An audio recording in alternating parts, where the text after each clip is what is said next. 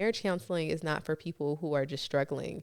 We should have been doing marriage counseling. Like, this is marriage maintenance. And you also need the Holy Spirit to forgive. You need God to forgive. Because Holy Spirit will also tell you to shut your mouth. I ain't gonna hold you. I thought we were done, so. Because I was like, bro, you are the biggest idiot on the planet Earth right now. Because you're prioritizing a 45-minute hour experience on Sunday versus your wife's health.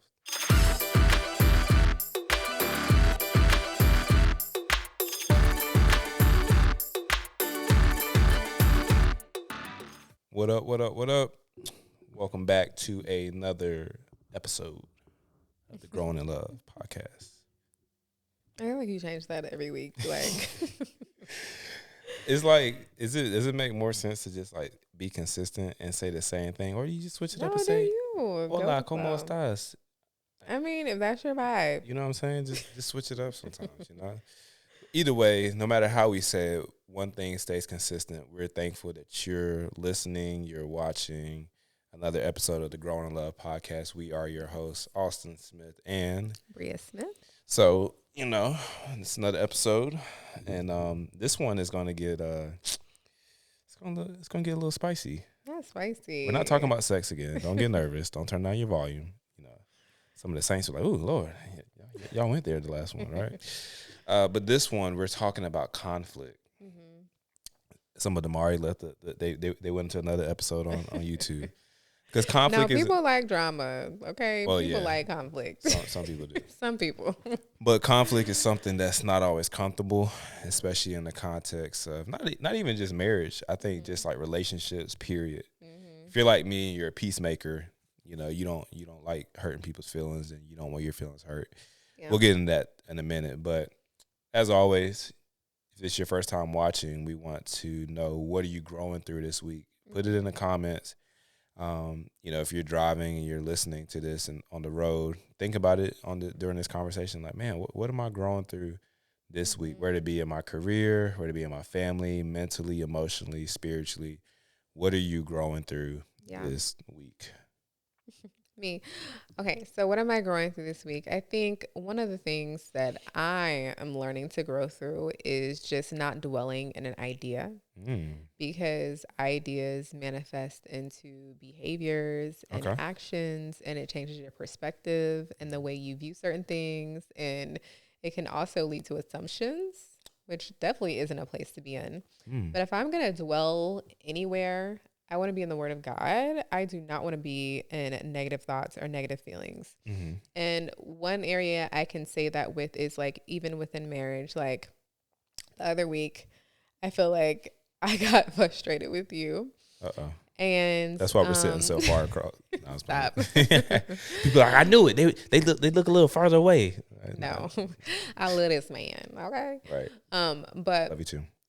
Things happen in marriage, right? And a lot of times, if you don't deal with it when it happens, you know, it's just not a good thing. For me, I know that it can kind of build up and I can kind of explode over time. Yeah. But one thing I've noticed about myself is like, I got upset with Austin because I felt like, well, there's certain things that maybe I should have said before that maybe I'm still healing from.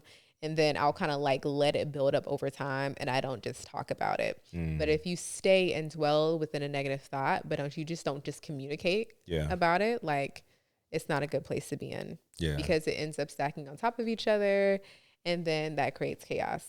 So don't dwell within an idea. Don't dwell within a negative thought. Like I know some people, when it comes to, you know, their spouses, they're like, oh, well, I feel like he will never do this, or I'm so tired of him doing that. And then you kind of have that mindset in your head and that perspective of someone that you love, but you don't understand, like, you need to be speaking life over this person. Like, you need to be thinking positive thoughts over this person.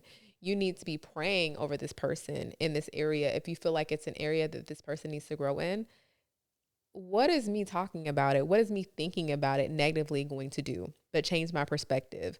Now, every time I talk to you, I'm talking to you out of the lens of a negative thought that I had about you. Yeah. And that's not good. Yeah. It's like, let's come with a fresh perspective.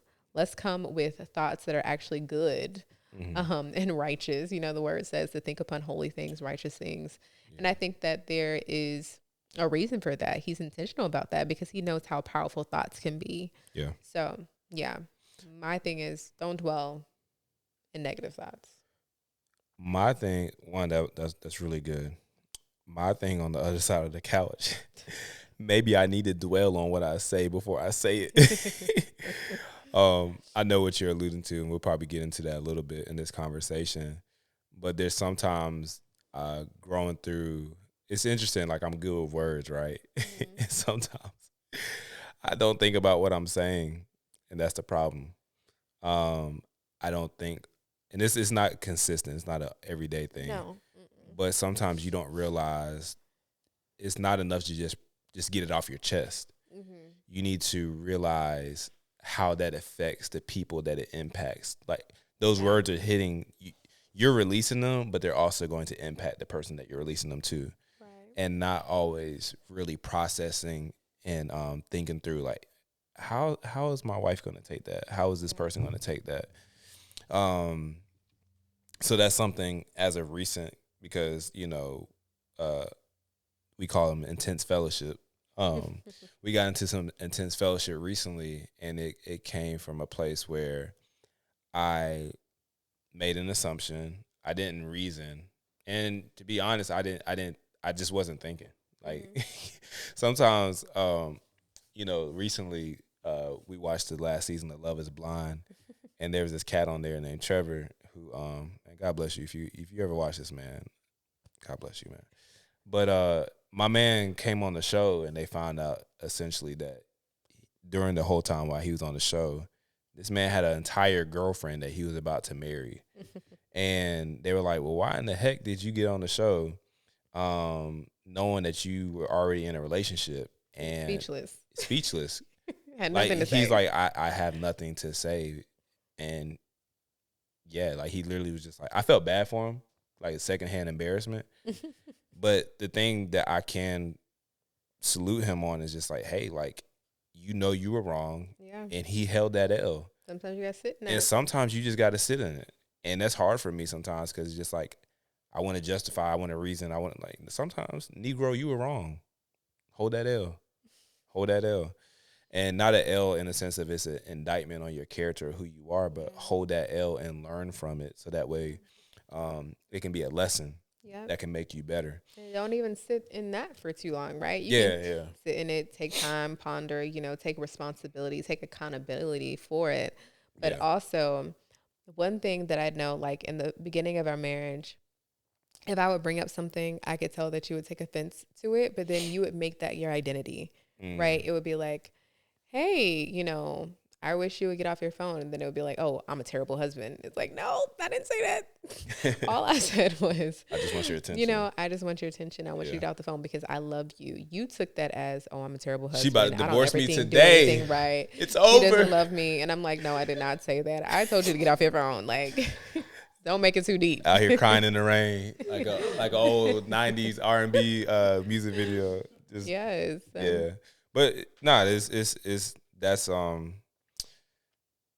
you mentioned that as like when we first started, not just with marriage, it's just our relationship period, but in the context of marriage too. Like one thing I noticed, we had to learn how to not just communicate and like expressing what we need, but learning how to communicate when it came to dealing with like arguments and confrontation and disagreement. Yeah. And we didn't do the best with that starting off. Like I think we got married in June, so let's see, June, July, August, September, October. I can't remember when that was it like 2 months? Argument? Yeah, that was like, was it 2 weeks or like 2 months? Well, if we're talking about the first argument, you meant the first argument about the wedding? Yeah, that joint. Oh, yeah, no, that was pretty quick into our marriage. It might have been like 2 weeks into our marriage. Our first real argument. Yeah. And with that one, it was just like, I was just like so confused because. And it was so petty. It's like, why are we arguing about this? We got into an argument for those, like, so what y'all argue about? Because y'all talking in code. We got in an argument because one of my boys was getting married, and at that time, this was new in our marriage. The thing about my wife, she needs time to prepare. She needs time to know, okay, if we're going to this event, I need to know what I'm wearing, and I want to make sure that I'm in line with the theme and all those things. Me, listen, I'm just gonna grab a suit, make it do what it do, boom, bada bing, let's go. All right. In fairness, we are two individuals who think differently, who operate differently, and I wanted her to just like not make it a big deal. I'm just like, just grab a dress and what? Ding, ding, ding, tap me and coach. All right, let me just also explain to the fact that I was talking about this to my friends too. Men don't have a lot of responsibility when it comes to how they look, right? They get a haircut and they're good. Yikes. Women, wait. We about to get an argument now. Hey. It's like us. We gotta have time to get our hair done, our nails done, their makeup. Like what? Find something to wear. Y'all say about to get an argument over there. Well, okay. In fairness, I can agree. Yeah. I can agree with that because listen, did I wash? Did I put on deodorant? Yeah, did I brush my teeth? No. Did I wash my face? But here's the thing now, and again, I don't want to. Recently on TikTok, there's this guy who is getting roasted. I mean, roasted by these women. He has a blue polo on, he has some jeans, and he has some blue New Balances, and they're like, it's a huge thing. I haven't seen that because the women are. Have y'all seen that? Yeah, and he has like Whataburger in his hand, and he's like, I don't know the full context of the video, but he was like, I ain't fresh, and like, nah, you ain't fresh. You know, they are frying him up, and he's like, he looks presentable, and it's just like, again, that would be a simple fit, like, you know, we just put clothes on. But nowadays, and don't cancel me, but nowadays, like when it comes to, I guess the expectation that some women have, it's just like even the simple things aren't enough for some people. So it's just like it's not enough to just put on the outfit and just get out the house. Like some people just, I don't know. That's a whole different conversation. But anyways, back to the point. Yes, it does take you guys longer to get ready. Okay, cool. We need time to prepare. And at the end of the day, I was like, bruh, you can just put on this black dress. I'm like, are we going to a funeral? Put in the comments really quick. Is it okay to wear a black dress to a wedding? Is it okay to wear a black dress to a wedding? Thank you. It depends. In my mind, I'm like, no, we're not going to a funeral. I'm not wearing this black dress. And in my mind, I was like, I don't see any other dresses. It wouldn't matter to me. I feel like you can if it's a part of the dress code. Dress codes are important. I feel like you want to respect whatever the wedding. Well, and the thing with that argument, we're going to use this episode to use different stories to like make sure that you guys know this isn't just theory. Like this is real life stuff that we're going through. We don't mind sharing certain things to show how we're growing through it in our situation. For me, I was just like, you're putting me, and again, this sounds selfish saying out loud even now, but I was like, you're putting me in a bad situation because when we just got married and people only see me at the wedding and they can be like, where Brea at? Yeah. In my mind, because honest Austin, always giving too much details. Well, she couldn't make it because she couldn't find nothing to wear. That's what I wanted to say, but I can't say that because I have to protect my wife. Like, I have to protect her. I can't put you on the bus. I'd be like, well, nah, she... so he out here stuttering. I'm like, listen, now people think it look real bad. Oh, they ain't together no more. they ain't working. They just got married, right? And I'm even learning that like sometimes like when it comes to protecting your spouse, you don't have to always get the details. Like it's just like she couldn't make it. Sorry she couldn't make it. I'm here for both of us, right? Lesson learned. But in that moment, I'm just like, dang man, like just come to the wedding, like. And on my case, I shouldn't have just thought about me, right? I should have thought about how you felt about the situation, wanting to support you, wanting to be there for you, and just how that looked, right? It just wasn't good. But also, it should have never gotten to the point where it got to, because you think about that. This is about me not showing up for a wedding, right? Yeah. When he came back home, first of all, I said, hey, babe, is this okay? Is it okay if I don't come because I couldn't find anything to wear? I just don't feel very confident right now. I don't feel comfortable going. He said, oh, yeah, it's good. Strike two. So when he told me it was good, I'm like, okay, so we're great. Like, I'm about to be chilling at home. I came back home because I literally was out all day trying to find something to wear. Could not find anything to wear. I had to come back home, have natural hair, had to Oh yeah, that's when wash, you blow first. Yeah, dry, yeah. straighten my hair. So, that's already a process Yep. that men don't have context for, Did not. right? In fairness, I did. Hey, I was a Yes, rookie. yes, yes, It yes. was it was No, two, no shade. 2 weeks into our marriage. Hey, I'm new here. Hey everybody. Yes. You know what I'm saying? But when he got back home, he was just very quiet. I could tell that something was off. Yeah. And I was like, hey, hello. I thought that you were okay. Like I asked you if you were good. Mm-hmm. He didn't want to talk. The thing that I did wrong was I didn't respect him in just, hey, he doesn't want to talk right now. Me at that time, I'm like, listen, Oh, you we about gonna to talk. talk to me. We gonna talk Can because you we said talk? that. Because you told me that there was no issue, that there was Mm-hmm. no problem, and now you don't want to talk. You're gonna talk to me. This doesn't make any sense. I can't believe you, blah, blah. I made it a thing. Yeah. And I just came at him, like Hard. attacked him. And Y'all think Brea sweet? it was so petty. I'm like, I don't even know where this is coming from. Listen, went from sweet to sour, and Wow. I mean Hulk, Right. the red one. And I never saw that side of her because just like Yeah. again, for me, two things. One, me saying I was good, it's the same thing. Like when women say, like when men ask women and they're mad, like, "Are you okay?" Like, "Yep, I'm okay."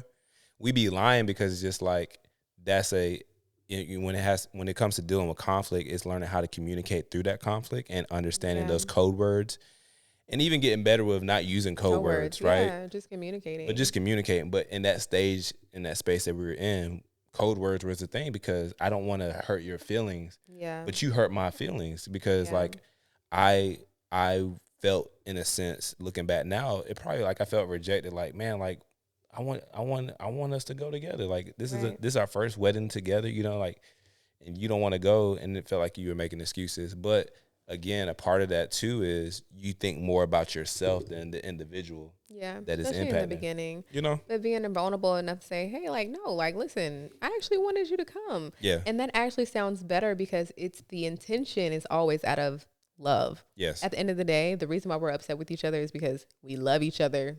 We want to be with each other. So you got to figure out, okay, at the core of this, why are we arguing? Yeah. Right? Yeah, What yeah. is this? Because we like each other. We actually want to be with each other. That's the root of it. So how can you argue or really attack somebody when at the root of it, it's love? Yeah. And I think that's one of the biggest things is like that we're learning now is if you lead with the intention of, hey, my intention of this conversation is to solve it, and my intention of this conversation is love. Yeah. But also what we learned through that conflict for myself is during that argument, I feel like I called you out of your name. We yelled at each other and I left. And I remember when I was driving, like I must have went 5 minutes down the street because I wasn't really going anywhere. Where was I gonna go?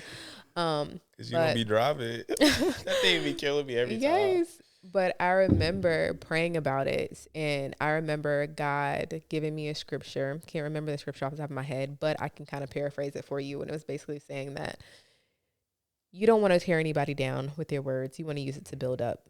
And so when I thought about that, I was just like, listen, we're married. We're in a union. What do I look like tearing down my spouse? That's like tearing down myself. Yeah. Right? Like I never want to use words to tear you down as a person. Like I love you at the end of the day. You are my husband. Like I chose you. So I never want to tear you down. I would never want to call you out your name because we're one. Yeah. Like that doesn't make any sense. So if anything, because at the end of the day, we already said the root and the core of it is that I love you. Yeah. So why would I tear you down? Like that doesn't make any sense. Yeah. Yeah.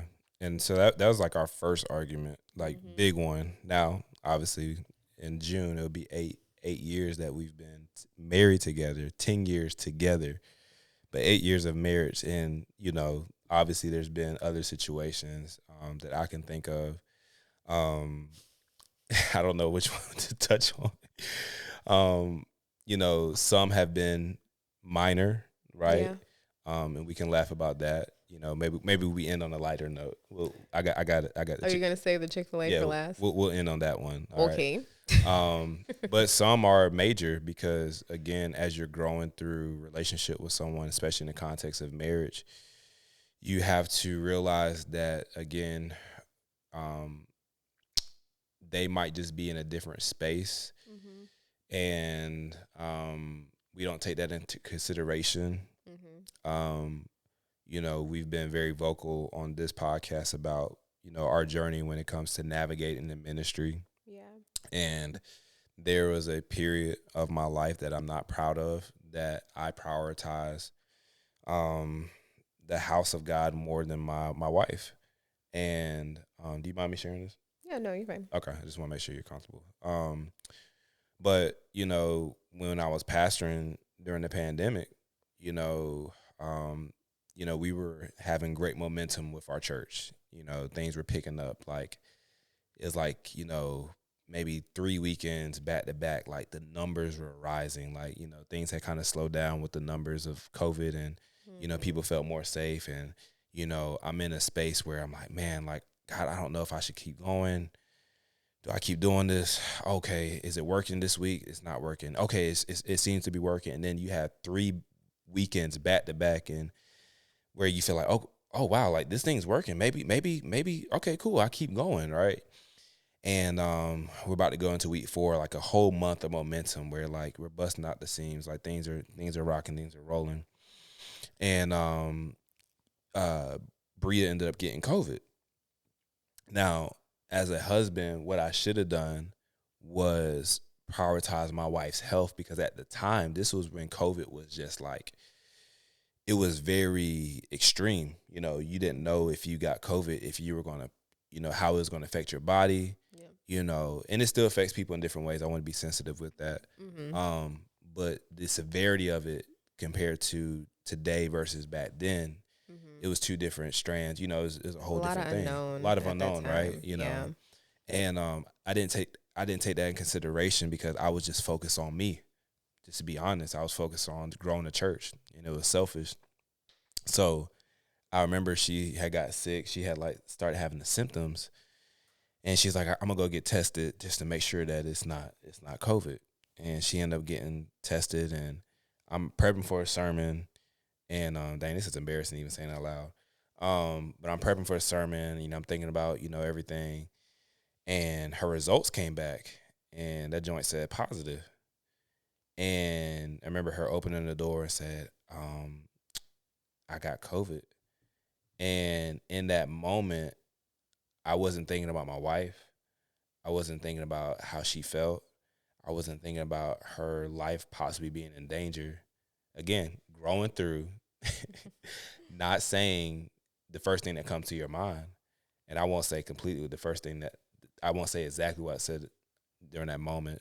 But I said something to the fact of, man, you should have got the vaccine. Like that, like, Negro, what? Like, and y'all seen those points in the movies where you like, this is the part where I knew I messed up.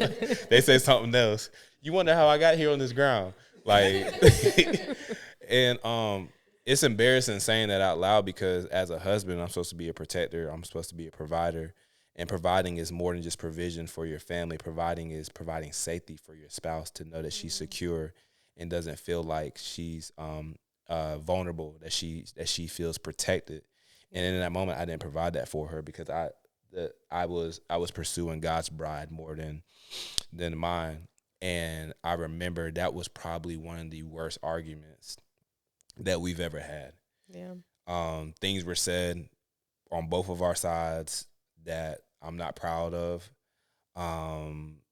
You know, I know you were ready to go. Like and the thing is, I had COVID, so I couldn't go anywhere. Right. But it was just like, I was like, oh yeah, I'm about to go to a hotel, because I work for hotels. I'm like, I'm about to go to a hotel. Dang, I can't go to no hotel, check in. I got COVID. I'm gonna feel really bad about giving somebody COVID. Then I was like, I'm about to go to my mama. Oh, I can't even go to my mama's house because I got COVID. So I'm like, dang, I really gotta sit in my room and think about the fact that I feel like I don't have a safe space, you know, or just sit in the fact that, hey, we just had one of the worst arguments that we have ever had in my life. And now I don't even know what's going on with my health. I don't know what's happening. There's so much unknown. But then also, I've been around my kids. Yeah. I've been around my husband. Yeah. So, and at that point, Aiden was a baby. Yep. Aiden was born in 2021. I got the COVID in 2021. So he was a baby. I was scared about what that looked like. And the only thing that I felt like my husband was focused on was, oh, listen, we about to lose momentum because everybody got a quarantine. And I was like, yeah, but what about my life? Yeah. Like, what about what's going on? What's happening? But anyways, I think one of the positive things that I kind of learned out of that is, one, I realized how important it was for us to sit down and talk to someone. Yeah. Because we realized that even with marriage, you really can't do this alone, right?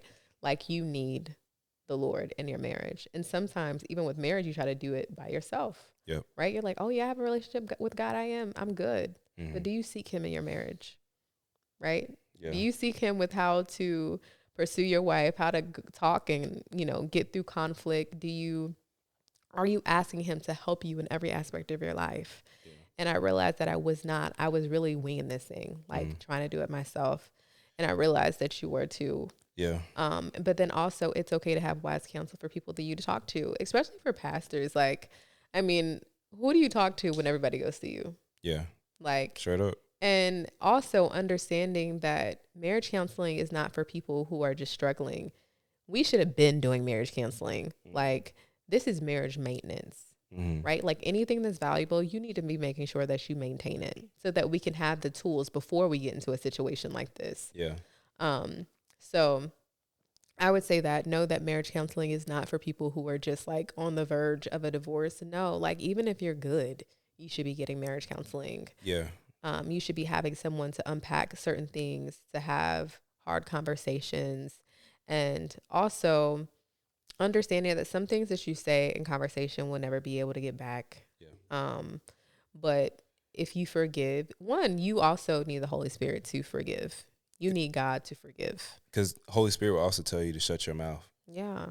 But then also forgiveness is such a, it's something that you never want to keep on your heart. Yeah. Like, forgiveness, I've said this before when I spoke on forgiveness, but forgiveness is like an unspoken like illness, like an unspoken disease. It's like a silent disease. It's a silent killer.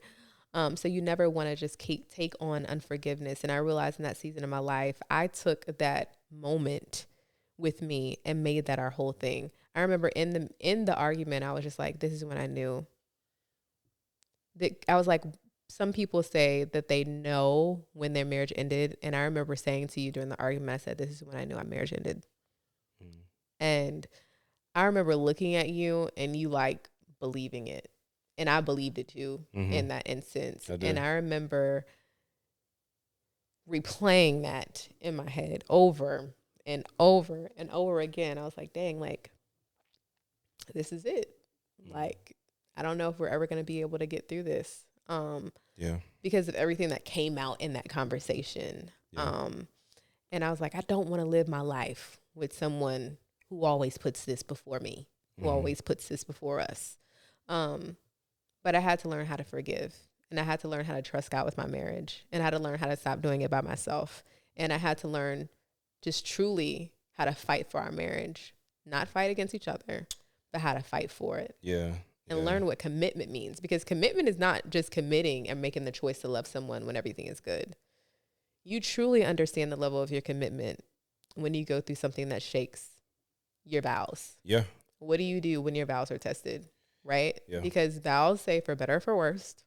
People don't understand that. Like, when you get married, you're like, oh yeah, this is going to be great. No, your vows say for better or for worse. It's not a contract. Literally, a lot of people get married because they're like, oh yeah, my life is going to become better. But the vows that you say take for better or for worse, for richer or for poorer. Sickness and in health. Yep. Sickness and in health. And I remember listening to a podcast, and this lady is like, she lost her husband, but she is struggling with like dating. And she was like, now when I'm dating, I'm not dating for the qualifications of like what I used to like have on my list. I'm dating you and asking you and myself this question, like, will you wipe me if I ever get to a place where I can't take care of myself? Like, really think about that, Yeah. And I love what you said about, fighting for your marriage, because in the moment, no matter how intense, how hot that moment is, yeah, I thought that, I ain't gonna hold you. I thought we were done. So, cause I was like, bro, you are the biggest idiot on the planet Earth right now because you're prioritizing a 45-hour experience on Sunday versus your wife's health. And that was just an indication of where my heart was, which it wasn't at a good place. I've forever, when I talk to guys who are transitioning out of pastoring or trying to figure out, hey, like, um, how to prioritize their lives and their marriage, I share that story sometimes because it's just like, hey, if you can learn from my scars and what I've healed from, maybe you don't have to go through that. But for me, man, like, yeah, I thought it was over, because in the moment I saw that moment as a mountain versus just like a moment. Yeah. And when you realize that it's not a mountain, it's just a moment. And those moments sometimes come with some rough patches where it's awkward around the house, where you walk by each other and you don't speak. It's very minimum, especially when you have kids. It's just like it's weird. Like, you talk to your spouse through the kids. Like, it's like you talk more to the kids also than your spouse. Like, oh, you need daddy to change you. It's like, or you just, you give the kids the attention, but when it gets back to like being in the room to each other, it's just like you don't even talk. Mm-hmm. And I remember recently, like, the intense fellowship that we had, man, like we didn't really talk, like, going to bed, and it was like some of the worst sleep I've had. Mm-hmm. Because like when we're not good, I just, man, it's not, yeah. I get what song? I get weak in the knees. I can hardly listen, bro. I be hurt.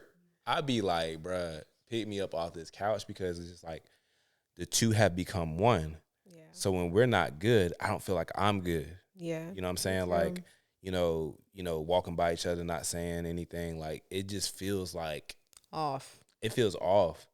And it's like somebody took my head off my shoulders. Yeah, I don't like it. Sense. I don't like it, man. And when we finally, talked, gave you a hug when I got home and everything, just felt so much better. But, I feel like we have gotten better with like having the hard conversations too. Yeah. Because in the moment, I don't want to lean into the conflict. I don't want to lean into the tension, but tension sometimes is a good thing, because you get developed, using the workout analogy, like, until certain muscles get stretched out, you don't know how durable you really are. Yeah. So if you don't allow yourself to get stretched, if you don't allow yourself to lean into the tension, lean into the confrontation, a lot of times when you lean into confrontation, you get context that you didn't have beforehand. Mm-hmm. So it's like, I didn't know that about you. Like some of our date nights that we've had recently, you shared some things with me recently that I was like, man, I didn't know that. Mm-hmm. So we wouldn't have had that argument. Now it looks a lot different, because like, oh, I didn't have that context, so I'm sorry. And it opened up a door of curiosity where it's just like, okay, like the conflict doesn't necessarily have to always end up with us like, well, shoot, I ain't talking to you, you ain't talking to me. No, it can be like, hey, like, I'm curious on like, what do you mean by that? Or give me context. And now it's an opportunity for me to learn you even more. Yes. You know what I'm saying? So that's the beauty of confrontation. Yeah. If you allow yourself to see it. But again, when you see the moment as a mountain, it's just like, man, is this even worth climbing? And some people just stop climbing. Yeah. They stop climbing. And the thing about it, what I love about that is like, sometimes you're like, oh, you had a bad day. You don't have a bad marriage. Yeah. You had a bad week. Say that again. You don't have a bad marriage. Yeah. Like, yeah, it's okay. Like, you can grow from that. Like, you're going to have those moments. Yeah. They're going to come. But I love that. Yeah. Don't identify moments with, this is who I am. This is who we are. It's not. Like, God doesn't do that to you. Yeah. God gives you grace. One of the biggest thing is like, you have to make room for grace in your marriage. Mm-hmm. Because God does the same thing for us. Like, we may make a decision, but God doesn't say, you know what, now you're a bad person. You know, like, no, like, you're still a son of God. Like, yeah, you may have moments. Yeah, you may have times where you may sin and fall short of the glory of God, which we all do. But at the end of the day, you're still my son. Yeah. And who I am well pleased. Yeah. Marriage teaches you, like you said, it teaches you so much about grace and mercy. Yeah. grace is getting what you don't deserve. Yeah. Mercy is God holding back what you do deserve. Mm-hmm. And you know, one thing I'm thankful for in our marriage is like, man, like you have been super gracious towards me, but you've also taught me how to have grace for myself as well. Mm. And one thing about marriage again too is just like, man, it exposes the part of you that you're not proud of. Like even sharing that story, like that happened maybe 3 years ago. Mm-hmm. But like I still like, if I'm not careful, there's moments of my mind like, dang, like it's a little shameful. You know what I'm saying? It's just But like, the thing I'm thankful for is like we haven't talked about that situation. Well, we talked about it recent only because there was something that like triggered, yeah. but we've had that conversation, but it's just like Mm-hmm. um I'm thankful that you don't bring things up and just like, see, that's why you did this and that, Right. It's like if you're going to forgive, truly forgive that person. Mm-hmm. Don't hang things over their heads. Don't remind them, of moments like that continuously, because then is that truly forgiveness? Yeah. Yeah. Right. And you can't really heal from certain things like that if you're still holding on to the past. Yeah. Now I will say this too, and then we can make it light. Um, there are situations in the marriages though, and I'm just talking in the context of marriage that like if someone is willingly not willing to change, Mm-hmm. then there might need to be a change. Right. You know what I'm saying? Where it's Right. like, because there are people who are like, well, how do I know when enough is enough? Mm-hmm. Where, I found out that my spouse is cheating on me and they're not changing. You know what I'm Mm-hmm. saying? Like when is enough enough? And I think sometimes in the context of the church, divorce is like a death sentence. Right. Like it's not an option, but it's like, no, the Lord gives you a standard with that too. If that person is putting their hands on you, give me my camera. If that person's putting their hands on you, that's not like a let me pray about it type of Yeah. thing for me. Mm-hmm. Like that, Even in adultery, God says like yeah, that's okay for you to leave. yeah. So I mean, like there's certain things where it's just like you need to like, and there have been moments where people have had spouses that have cheated on them and they find a way to work it out. Right. It takes a lot of counseling. I'm sure it takes a lot of work. But at the end of the day, too, especially if it's been something physical, you have to ask yourself, do I want to be physical with that person again? Because I don't know what they're bringing home. Like, you know what I'm saying? Just being real. Yeah, that's true. So, Don't put yourself in danger. yeah, like I don't want people to hear this and be like, well, just continue to forgive. If obviously forgiveness, yeah, that comes with a process and stages. But when your life is in danger, Yeah. just want to put that in mind, to just use wisdom, right? Mm-hmm. Just use wisdom. On a lighter note, I want to end this conversation with one of our funniest arguments, and it has to do with the Lord's Chicken. It has to do with Chick-fil-A. Story time. This is how we're gonna end. Because tension, conflict. It can get tense, right? But you can also laugh about it when you've grown through it. So story time.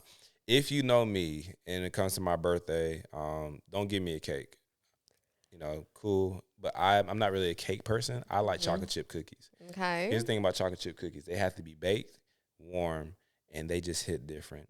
Now, Chick-fil-A is God's favorite restaurant. But one thing that they have is they have these chocolate chip cookies. And what you do with the chocolate chip cookies, first you need to make sure that they're warm. Mm-hmm. And you get ice cream with it. Huh? Mm-hmm. Amen. Glory to God. But the ice cream has to be in a cup. It has to be in a cup, because what you do is you take the cookie, you break it up, and you put it. I'm helping somebody. I'm bringing freedom in somebody's room right now as they're listening to this. You put the cookie crumbs into the ice cream, and you indulge, and it's heaven on earth, right? Right. You're thinking about it right now. You want to go to Chick-fil-A right now. If you're listening to this on your lunch break, or if you're listening to it this evening, you're going to Chick-fil-A right now. You're getting your keys and you're going to your car right now. Are they? Because it sounds that good. Now, I'm giving this context because story time. This is, I don't know what year of our marriage. And I asked my wife, whom I love, where were we living in? Fort Mill at the time? Yeah, we were in Fort Mill. Yeah. And I said, and they had Chick-fil-A right down the street. And she said, babe, I'm going to Chick-fil-A. What you want? I said, oh, yeah, go ahead and get me, my usual. And, can you get me a this is why you're in the drive-thru, right? I was like, can you get me a cookie and ice cream? Uh-huh. And she was like, yeah. And I was still on the phone with her, and they gave her a cone. They gave her a cone. Now, Maury looking at me with judgment. I don't like it. But they gave her a cone. The problem with the cone is you can only put so much ice cream on the cone. People probably judging me like crazy, like, this. Where are you going with this? I asked her in that moment, I said, hey, you're at the window right now, right? Yeah. Can you get that cone back and get me a cup? And she was just like, nah, it's cool. Like, I'm not. And I felt so offended. Because I was like, you're right there. And she brought the cone home. And I was laughing. And she was laughing. It was like, Negro, please. That's what made it worse. I was just like, bro, like, can you, like. I did not think he was serious. Oh, I was dead serious because I had He was so serious, Because here's the thing. I had my mind set on that thing. I just knew when you come home and I eat my number one, I'm about to kill this cookie with the ice cream. And then she brought that comb home and she was like, oh, you can just she just swiped the ice cream off into the bowl. And she just like, it was so disrespectful to me because she just slid it off into the bowl and then she just like put the cone to the side. It's like, yeah, you just and it was like that much ice cream. And I was so mad at Brea, y'all. Because in the moment, you think I'm just like, I promise I'm healed from this. I promise. Are you? But bro, I was so mad because I was just like, He was hurt. I would have did this for you. And I was laughing. I'm like, there's no way you're mad at me for this. Like, it wasn't even about the cookie though. It was more so just like, I would do this for you. And what I learned is my wife does not like inconveniencing people. So if her order's wrong, I'll do it now. She's just gonna take it. Yeah, you got way better. Yeah. But back then, yeah, and I also thought it was funny, but I didn't realize like, no, like my husband really does not play about the ice cream and cookie combination. Like this is a trigger. Because now it's like if there's cheese on your sandwich, I'm like, nah, she can't have that. Like right. I'm gonna look out for you. You're looking out for me. So I appreciate I wanted babe. that same energy. I got you. Anytime after that, I got you. I was like, oh, this is a thing. This is serious. But I didn't know. And now, almost 8 years later. Yeah. I mean, not 8 years later. Almost 8 years of marriage. You still love me. We're still in this thing. That's it. And I will get you all of the ice cream in the cups. My Lord. Yeah. Thank you, God. They're like, listen, y'all have problems. Y'all have issues. But we just want to end on a light note because, again, we understand that, man, like, there are some serious matters when it comes to confrontation in relationships, especially in marriages, that aren't always laughable in the moment. But as you grow through it, you can look back, hopefully, on moments like that might seem small and insignificant, or moments that you didn't feel like you could ever get through and see the faithfulness of God to be like, man, like, we can look back and laugh and like, man, we got through that. Like, we got through Chick-fil-A and we got through moments in the pandemic. At the end of the day, it's just like, God has kept us. Yeah, it's like, don't stop. It gets easier. Like, some people will stop if we would have stopped at year 3, we wouldn't reap the benefits of year 8, right? Yeah. Like, it is okay. Like, because the more you grow in your relationship, it gives you more context. I get to know more about you. I have more tools in order to weather the next storm. Yeah. So, keep going. Keep growing. Keep growing. Well, we hope you keep growing with us and listening and tuning in to the Growing in Love podcast. Always do us a favor of just subscribing, sharing. If any of our content blesses you, one thing we ask you to do is just share it with somebody else. That helps us out a lot. So, make sure you download it if you listen on Apple and Spotify. And again, thank you for tuning in on another episode. Hope you guys have a good one.